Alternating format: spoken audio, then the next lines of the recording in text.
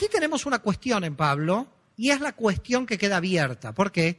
Porque indudablemente Pablo pensaba realmente que el reino iba a llegar en esa misma generación. Es decir, era apocalíptico. En ese sentido, él creía que en su propia generación, o muerto él en la generación que le siguiera, el reino se iba a instaurar. Por lo tanto, ¿qué pensamos? Pensamos que él no estaba ocupado en la organización de la comunidad que Pablo iba a dejar. Es decir, Pablo no se imaginó que 2000 años después íbamos a estar aquí tratando de descubrir qué pasó en el siglo I. Pablo creyó que el reino se iba a instaurar en el siglo I y que por lo tanto no tenía sentido tratar de resolver lo que pasaba dentro de las comunidades. Sí vio los problemas de las comunidades y vio dos problemas. El primer problema fue de los judíos que entendían que para llegar a la creencia mesiánica había que cumplir toda la Torá. Por lo tanto, eran los que se llama judaizantes en la historia del cristianismo. Es decir, judíos que le decían, usted se tiene que considerar, se tiene que descansar en Shabbat, etcétera, etcétera. ¿Y por qué hacían esto? Porque no podían entender que la profecía mesiánica eran todas las naciones que iban a Jerusalén a orar, pero no necesariamente volviéndose al mundo judío, lo que se llama las leyes de Noé, que sería como un estatus para los gentiles de la legislación de la propia Torá. Es decir, la propia Torá le permitía. Pero claro, esos gentiles estaban dentro de las sinagogas, estaban adscriptos a las sinagogas, muchos siglos antes. Se dice que los gentiles en las sinagogas del Mediterráneo estaban por lo menos 2 o 3 siglos antes. Y aquí viene la otra cuestión.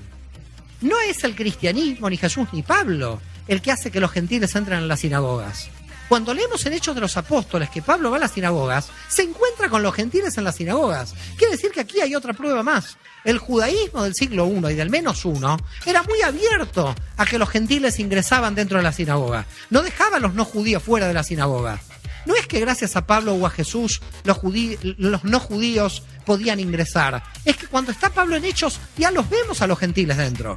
Por lo tanto, es algo muy importante que ustedes piensen que el judaísmo del siglo I antes de Cristo era mucho más liberal que el judaísmo que tenemos actualmente en la apertura hacia los gentiles. Es decir, los gentiles podían participar sobre 2 categorías, los prosélitos de justicia o los prosélitos de la puerta.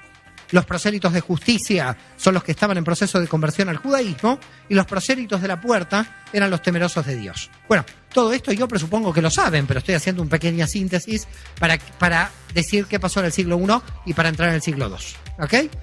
Entonces, algo importante, los rabinos no sacan a Pablo, saben que Pablo está hablando dentro de la tradición judía. Segundo, los gentiles no vienen con Pablo. Pablo quiere resolver el estatus legal de los gentiles dentro de la sinagoga, pero los gentiles ya estaban dentro de la sinagoga. Por lo tanto, aquí hay algún punto muy importante. El judaísmo ya había permitido que los gentiles ingresaran antes de que llegara el mensaje cristiano. Se estaba universalizando el judaísmo antes. Había gentiles en la sinagoga antes. Solo que lo que viene a resolver Pablo es la igualdad jurídica de los no judíos dentro de la sinagoga.